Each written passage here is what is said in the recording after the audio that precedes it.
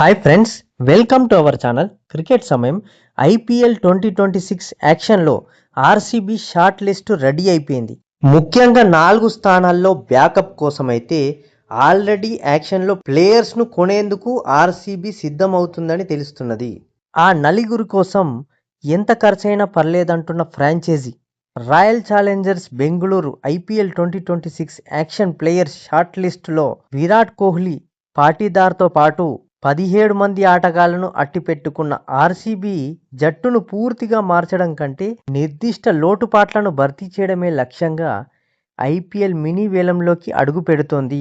ఏ ఆటగాళ్లపై focus చేస్తుందో ఒకసారి చూద్దాం. చూసే ముందు వీడియో నచ్చితే వీడియోని లైక్ చేయండి ఫ్రెండ్స్, మరియు నా ఛానల్ను సబ్స్క్రైబ్ చేయండి ఫ్రెండ్స్. డిఫెండింగ్ ఛాంపియన్లైనటువంటి రాయల్ ఛాలెంజర్స్ బెంగళూరు ఛాంపియన్షిప్ హోదాను కాపాడుకోవడానికి చిన్నపాటి నిర్దిష్టమైన ఖాళీలను భర్తీ చేయడమే వ్యూహంగా వేలంలోకి దిగనుంది. విదేశీ all rounder Liam Livingstone, pacer Lungi ఎంగిడీల విడుదలతో ఏర్పడిన 8 ఖాళీలను 2 విదేశీ స్థానాలతో సహా భర్తీ చేయడానికి లక్ష్యంగా పెట్టుకుంది. ఇందుకోసం 16.40 crores ఖర్చు చేయనుంది. మరి ఆర్సీబీకి ఎటువంటి ఆటగాళ్లు కావాలి? ఫస్ట్ ఆఫ్ ఆల్ వచ్చేసి విదేశీ పేసర్. ఇక విదేశీ పేసర్ జోన్లో చూసుకున్నప్పుడు జోష్ హాజిల్వుడ్, నువాన్ తుషారాలతో పాటు ఆర్సీబీ ఫేస్ అటాక్లో డెప్త్ ఉన్నప్పటికీ హాజిల్వుడ్ పనిభారం నిర్వహణ, తుషారాకు తగినంత అనుభవం లేకపోవడం వల్ల వారితో భాగస్వామిగా ఉండడానికి లేదా రొటేట్ చేయడానికి అధికంగా ఎఫెక్ట్ చూపే ప్రపంచ స్థాయి ఫేస్ బౌలర్ అవసరము. ఇది ఆర్సీబీ అత్యంత కీలకమైన విదేశీ ప్లేయర్ అవసరాన్ని సూచిస్తుంది.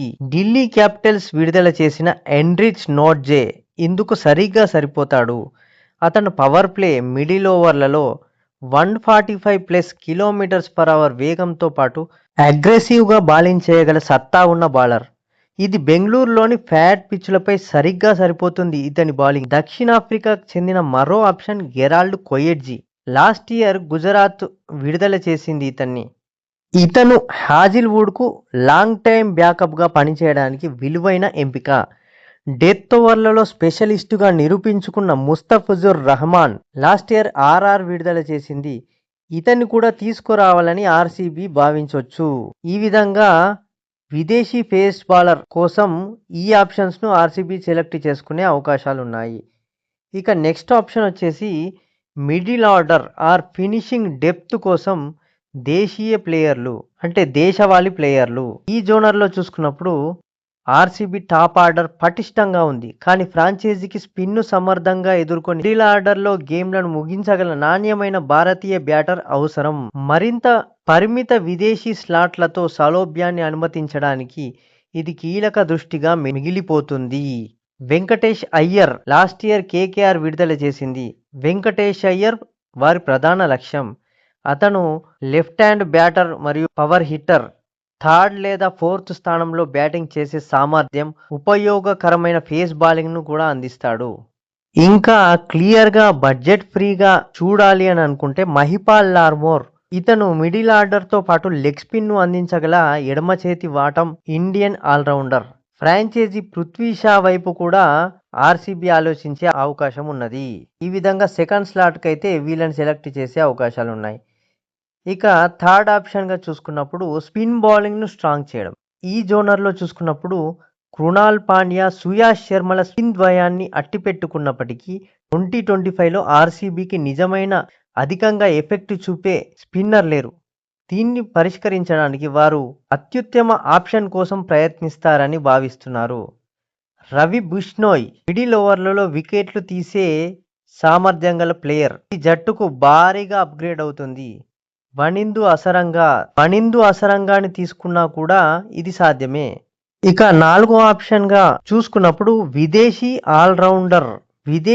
ఆల్రౌండర్ జోనర్లో లియామ్ లివింగ్స్టోన్ విడుదల చేయడంతో ఒక మల్టిపుల్ విదేశీ బ్యాటింగ్ ఆల్రౌండర్ కోసం ఒక చిన్న స్పేస్ను మిగిలించింది ఆర్సీబీకి. దీన్ని భర్తీ చేయడానికి మైకెల్ బ్రేస్వెల్ ఈ అవసరానికి కరెక్టుగా సరిపోతాడు.